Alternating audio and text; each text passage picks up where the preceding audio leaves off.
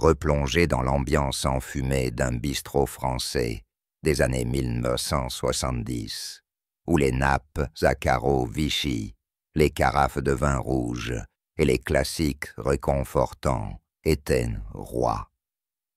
Ces plats emblématiques ont marqué une époque. Revivons leur saveur.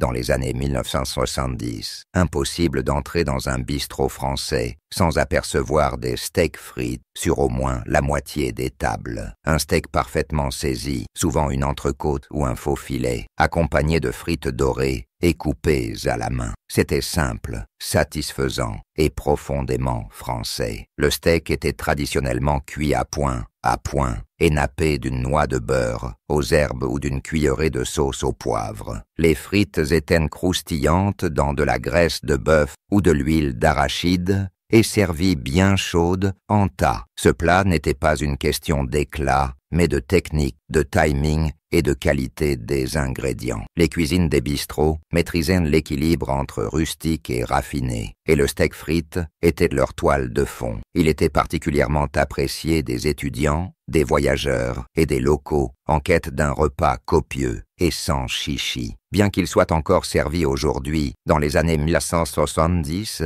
il ne s'agissait pas d'un simple plat. C'était la définition même de la cuisine réconfortante française. Une assiette, un verre de vin rouge, et on se sentait comme chez soi. Peu de plats évoquent autant le bistrot français classique que le coq au vin. Ce ragoût rustique de poulet, de vin rouge, de champignons, d'oignons grelots et de lardons mijotés lentement jusqu'à atteindre une perfection onctueuse et veloutée. Dans les années 1970, il figurait régulièrement sur les menus manuscrits de Paris et de Lyon. Bien que d'origine rurale, les bistrots le rehaussaient de vins de Bourgogne locaux et de riches réductions. Le poulet, souvent mariné toute une nuit, devenait tendre et infusé d'une saveur intense. Les carottes ajoutaient de la douceur, tandis que le tétime et le laurier lui apportaient de la chaleur. Servis dans des bols en terre cuite, avec une baguette croustillante, pour en absorber chaque goutte,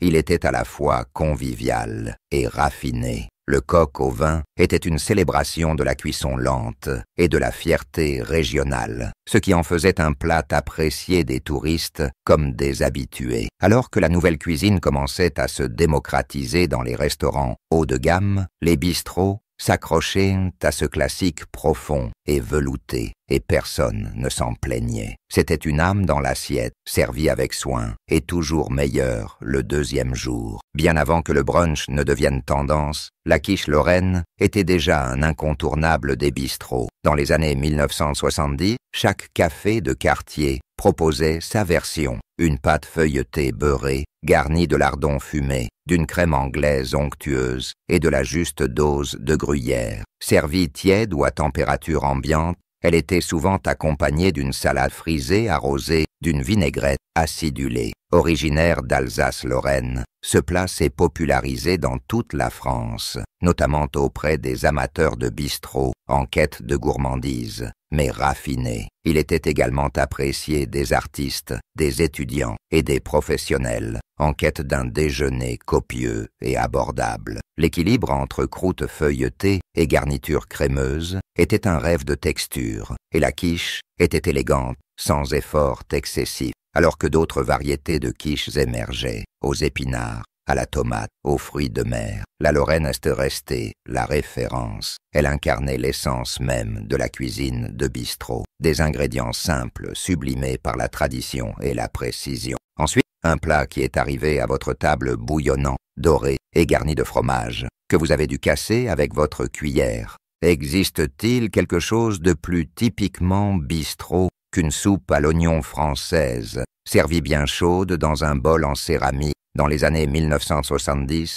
la soupe à l'oignon gratiné était plus qu'une entrée. C'était un rituel. Des oignons caramélisés, cuits lentement dans un bouillon de bœuf, agrémenté d'un trait de vin ou de cognac, étaient versés sur une baguette déchirée et scellés sous une généreuse couronne de gruyère. Le tout était enfourné jusqu'à ce que le dessus soit fondu, doré et légèrement croustillant sur les bords. La première cuillerée était une expérience. Fromage fondant, oignons sucrés salés et bouillon onctueux, imbibant le pain moelleux. Elle réchauffait le ventre et l'âme, ce qui en faisait un plat populaire après les longues journées de travail ou les nuits froides. Les étudiants l'adoraient, les noctambules la commandaient après les heures de bureau. Les touristes y voyaient le goût parisien par excellence. Bien qu'elle existe encore aujourd'hui, peu de versions égalent la profondeur et la richesse des bols de bistrot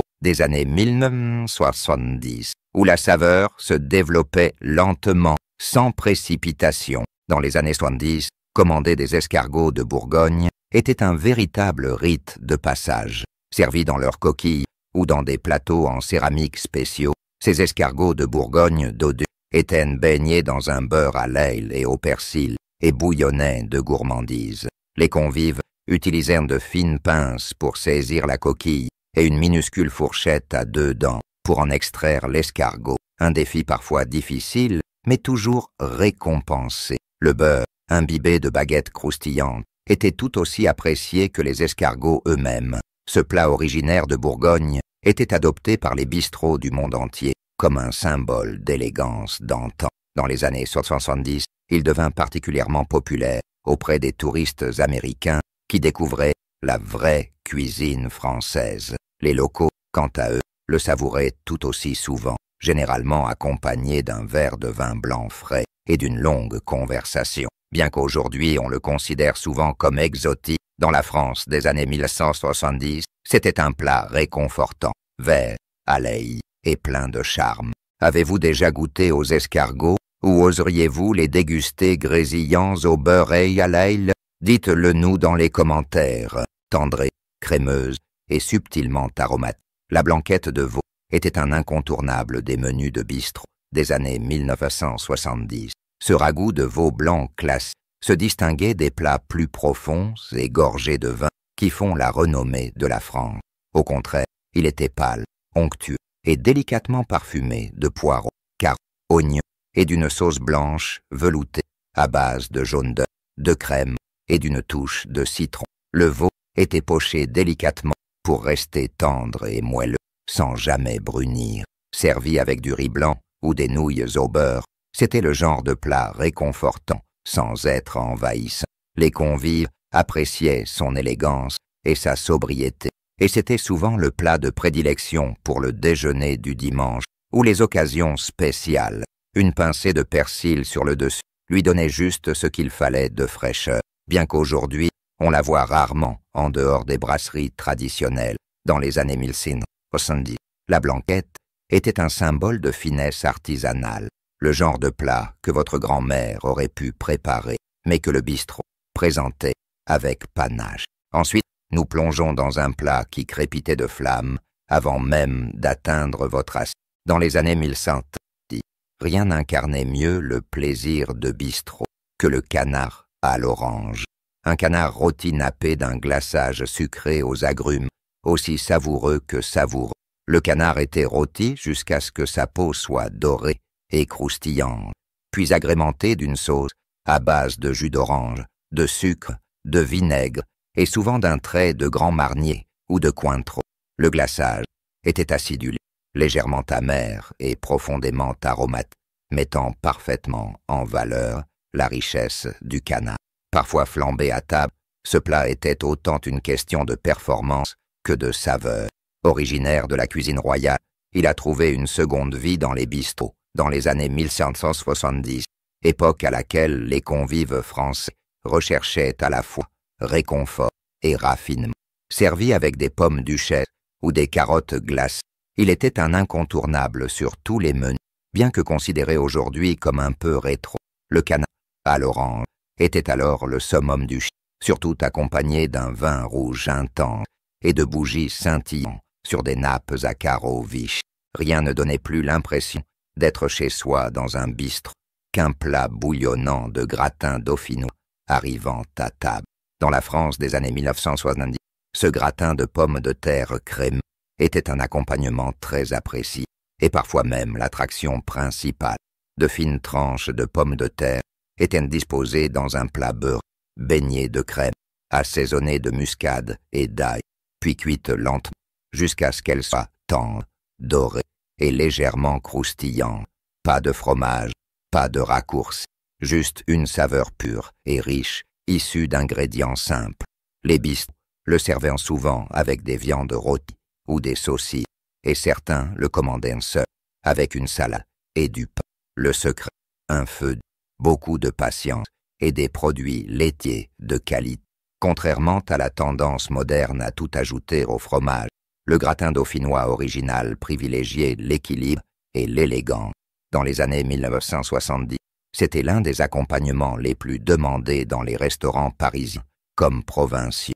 Il ne criait pas, il murmurait réconfort, chaleur et envie de se resservir. Élégante et simple à la fois, la solmenière était un plat phare des bistrots des années 1970, un plat qui mettait en valeur une technique impeccable.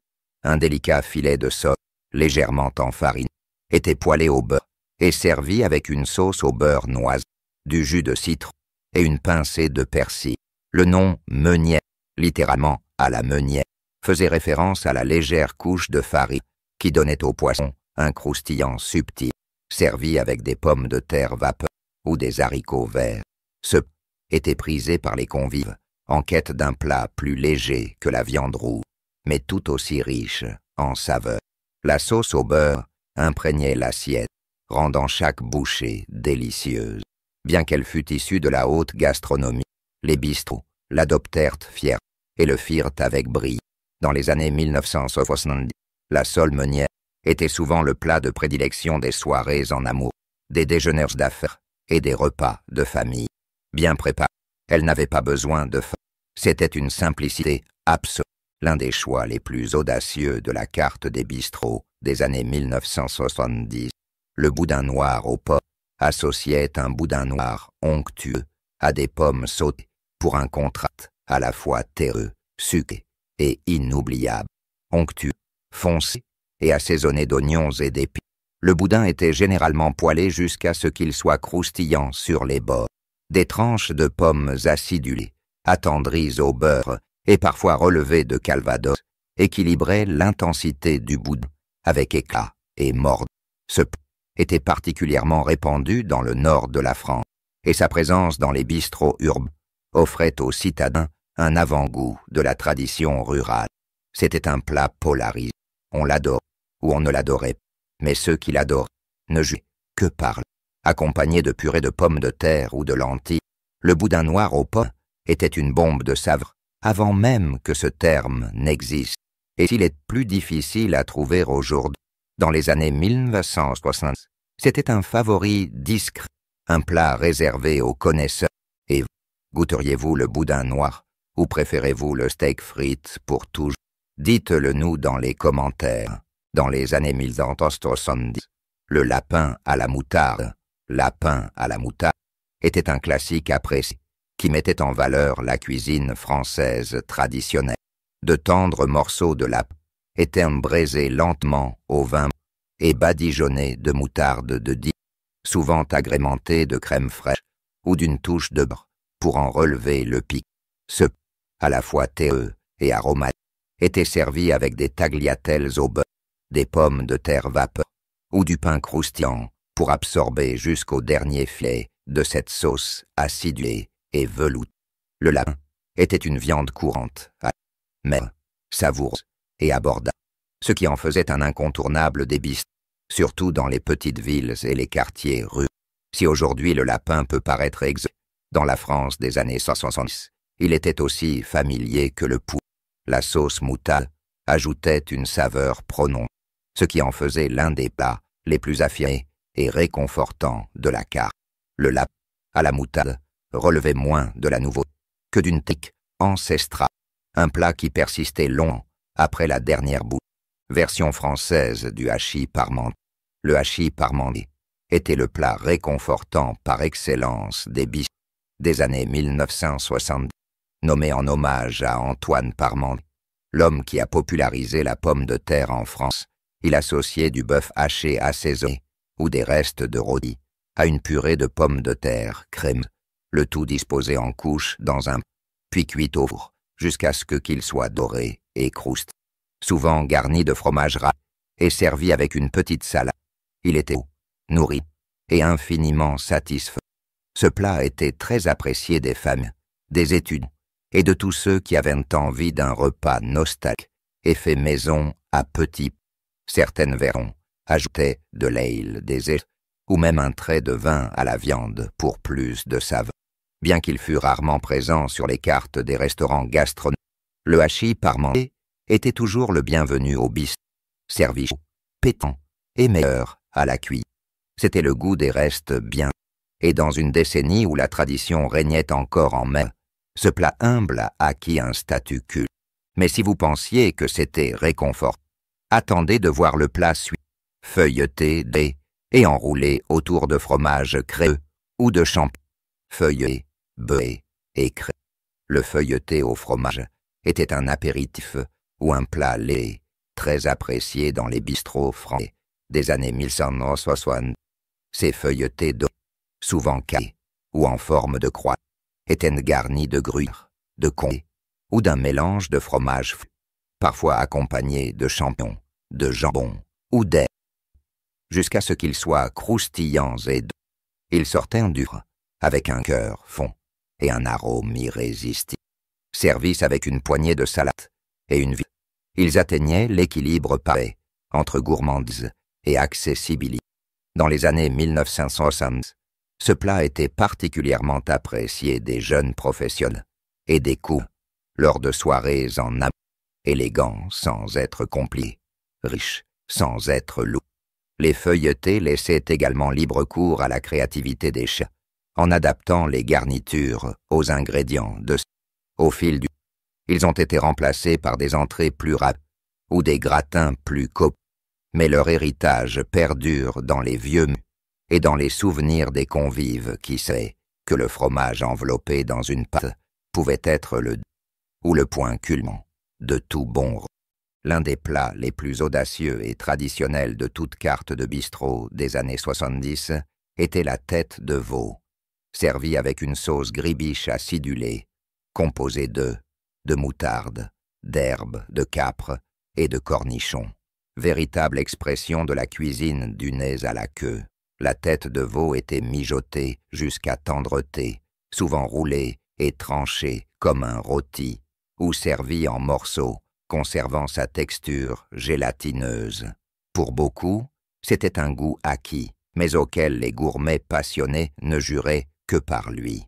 Ce n'était pas un plat pour touristes, mais pour les locaux, respectueux du patrimoine culinaire, et n'ayant peur ni de la texture, ni du goût. La sauce gribiche, avec son acidité et sa richesse crémeuse, comblait le tout.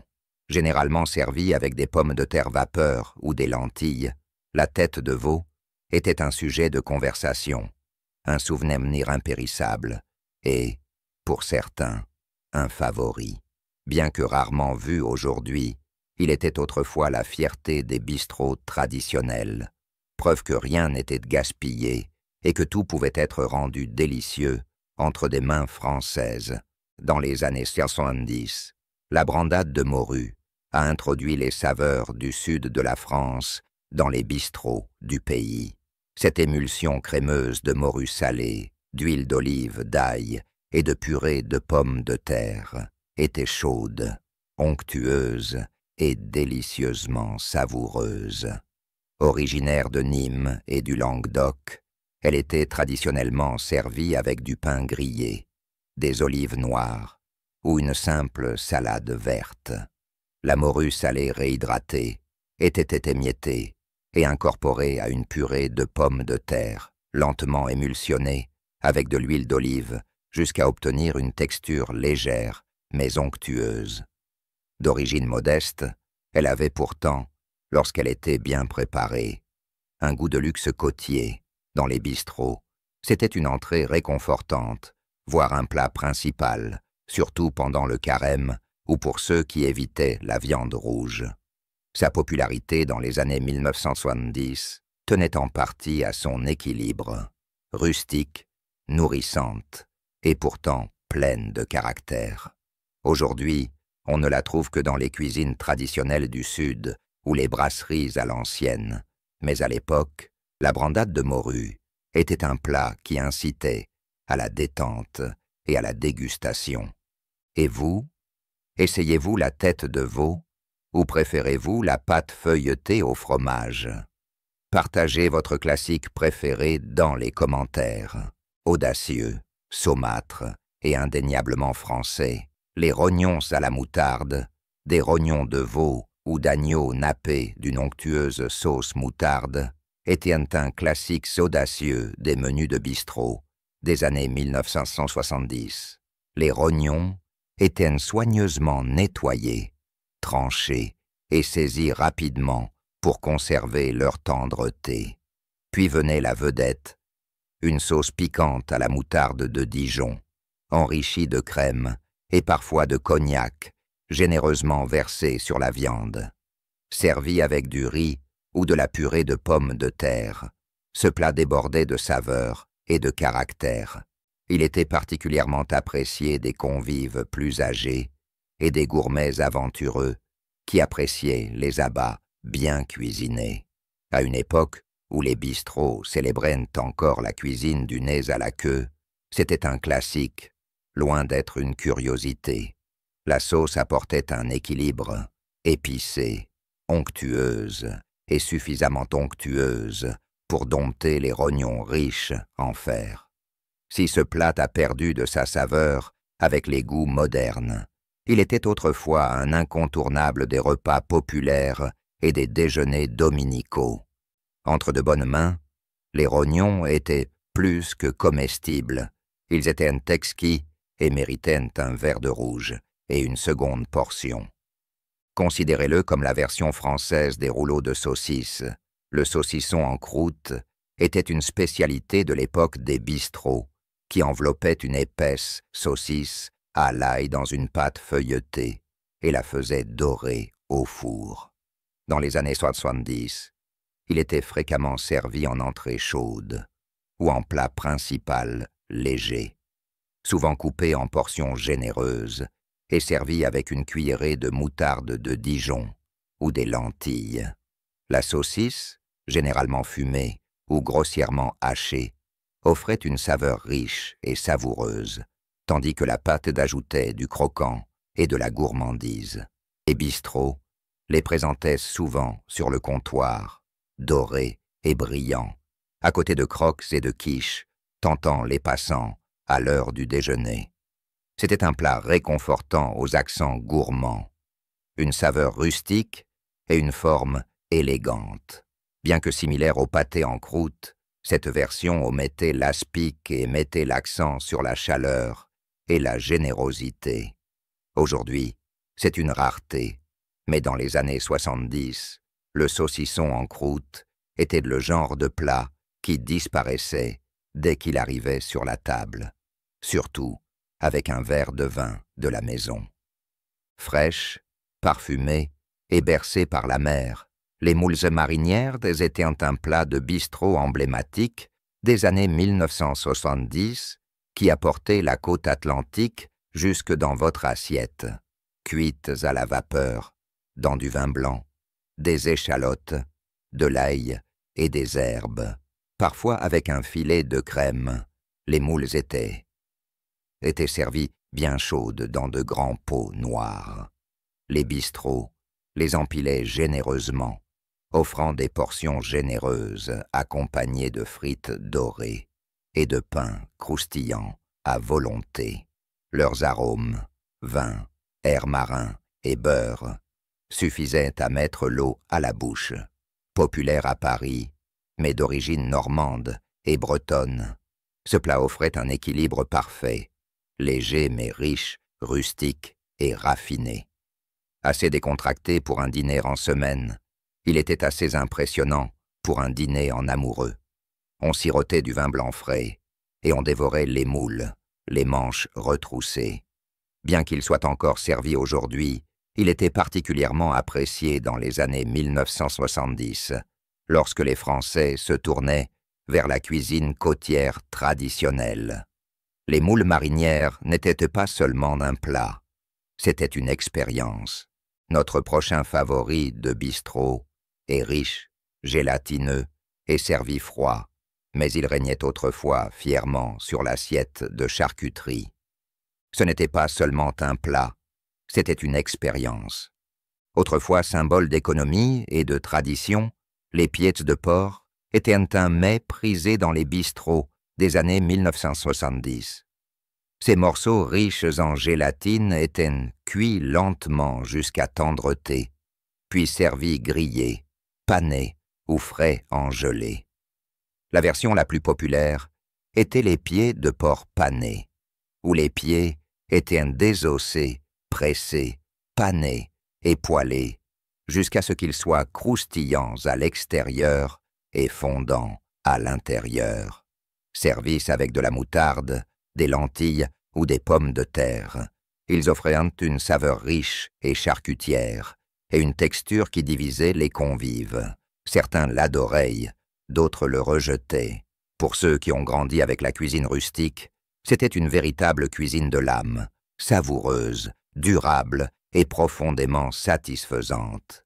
C'était aussi la fierté du charcutier, la preuve que chaque partie de l'animal pouvait être honorée et appréciée. Dans les années seulement 70, on le trouvait sur les cartes des bistrots de Paris à Lyon, souvent commandé par les habitués avec du vin rouge et de la dévotion.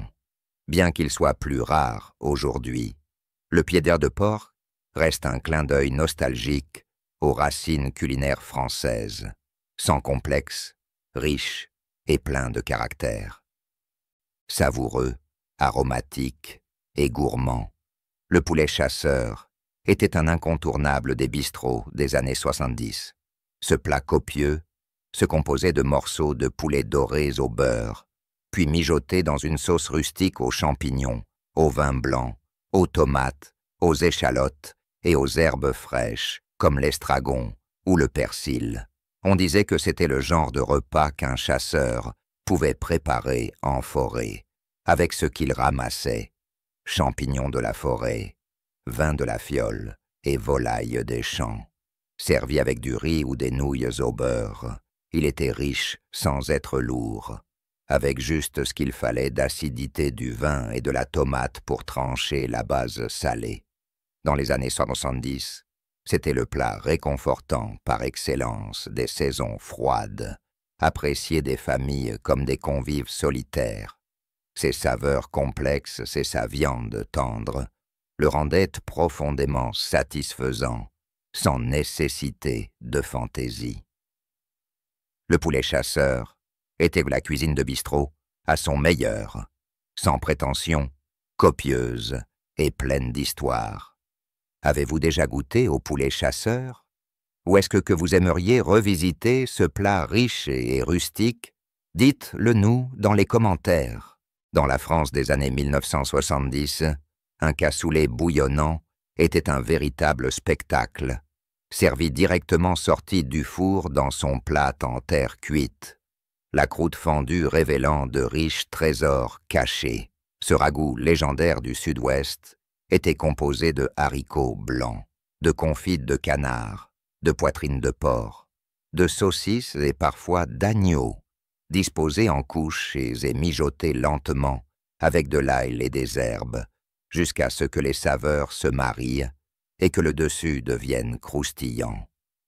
Les bistrots étaient fiers de leur version, revendiquant souvent la supériorité régionale. Toulouse, Carcassonne ou Castelnaudary revendiquaient tous la recette authentique, copieux, savoureux et servi en portions généreuses, avec du pain croustillant et un vin rouge corsé. Alors que la cuisine plus légère gagnait du terrain ailleurs dans le pays, le cassoulet s'affirmait dans les bistrots traditionnels. C'était un classique des grands froids, un plat qui collait aux côtes et nourrissait l'âme. Bien que long à préparer, sa complexité était une source de fierté. Dans les années 1970, le cassoulet n'était pas seulement un repas, c'était une expérience corporelle complète, partagée, savourée et mémorisée. Simple mais profondément réconfortant, Le gratin de courgettes était un incontournable discret des bistrots français des années 1970. Des tranches de courgettes étaient garnies d'ail, d'échalotes, de crème et parfois d'une pincée de muscade, puis recouvertes de chapelure ou de gruyère râpée et cuites au four jusqu'à ce qu'elles soient dorées, souvent servies en accompagnement de poulet rôti ou de poisson grillé. Il s'imposait comme plat végétarien léger. Sa saveur était délicate, mais savoureuse. Sa texture soyeuse, sous une garniture croquante et fromagère. À une époque où les menus végétariens n'étaient pas encore monnaie courante, ce plat offrait un attrait étonnamment moderne. Il était particulièrement populaire dans les bistrots provençaux, où les légumes de saison et l'huile d'olive jouaient un rôle majeur. Il offrait aux convives une pause dans les plats plus copieux, tout en leur apportant chaleur et satisfaction. Bien qu'éclipsé aujourd'hui par des plats végétariens plus osés, le gratin de courgettes était autrefois un plat réconfortant, apprécié, simple, abordable et indéniablement français. Cousin plus riche du coq au vin, le civet de lapin était un ragoût de lapin au goût intense, braisé au vin rouge, au sang et aux aromates, apprécié des chasseurs comme des traditionalistes. Dans les bistrots des années 70, c'était un plat hivernal incontournable, offrant une saveur prononcée et une texture rustique à chaque bouchée. La sauce était épaissie avec du sang de lapin ou parfois de la purée de foie pour lui donner une onctuosité onctueuse, tandis que la viande se détachait de l'os grâce à un braisage lent et minutieux.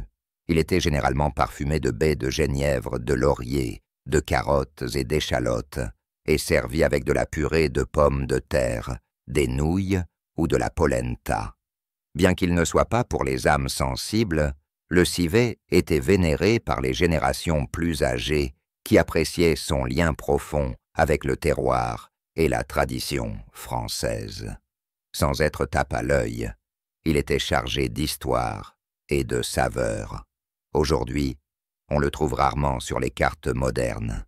Mais dans les années 1970, le civet de lapin était un plat qui reflétait l'héritage, la patience et les saveurs acquises au fil des heures et non des minutes. Si le croque-monsieur attirait tous les regards, c'est le croque-madame qui a discrètement conquis les cœurs dans les bistrots des années 70, essentiellement le même sandwich au fromage et au jambon, garni de béchamel et de gruyère, mais couronné d'un œuf au plat, il transformait un encas en un repas complet. Servi chaud, le jaune d'œuf coulait abondamment dans le fromage bouillonnant et le pain croustillant, faisant de chaque bouchée un chef-d'œuvre de texture. Les bistrots le proposaient comme incontournable du brunch, comme souper léger ou pour se réconforter après un excès de vin rouge. Certains proposaient même des variantes régionales, en ajoutant des tomates, des champignons ou une touche de moutarde à l'intérieur. Abordable, nourrissant et familier, il était le genre de plat unique sans être prétentieux. Servi avec des frites, une salade ou simplement nature, le croque-madame reflétait tout ce que les convives appréciaient dans la cuisine de bistrot. Richesse, simplicité et le pouvoir d'un œuf coulant pour sublimer le quotidien. Et enfin, un dessert si intemporel, si français, qu'il a fermé plus de repas de bistrot dans les années 70 que n'importe quel autre. Légère, élégante et subtilement gourmande, l'île flottante était le fleuron des desserts de bistrot des années 1970. Un nuage moelleux de meringues pochées flottait sur une flaque de crème anglaise à la vanille glacée, souvent arrosée de caramel doré et parsemée d'amandes grillées. Impressionnante, divine, elle parvenait à la fois à être riche et aérienne. Les bistrots l'adoraient, car elle pouvait être préparée à l'avance et sublimait toujours les convives. Le contraste entre la crème anglaise fraîche et la meringue moelleuse et aérienne en faisait la touche finale parfaite au repas plus copieux, pur, délicate et sucrée sans être écœurante. Bien qu'elle exige un peu de finesse, pocher la meringue, tempérer les œufs, caraméliser le sucre, elle était un favori des cuisiniers amateurs comme des chefs. Dans les années 1970, aucune carte de dessert de bistrot n'était complète sans elle. L'île flottante était une star discrète, jamais à la mode, jamais bruyante, mais toujours inoubliable. J'espère que vous avez apprécié ce voyage savoureux dans les bistrots français des années 1970. Quel plat vous a rappelé des souvenirs ou suscité de nouvelles envies? Partagez vos anecdotes et n'oubliez pas de savourer les classiques. À bientôt.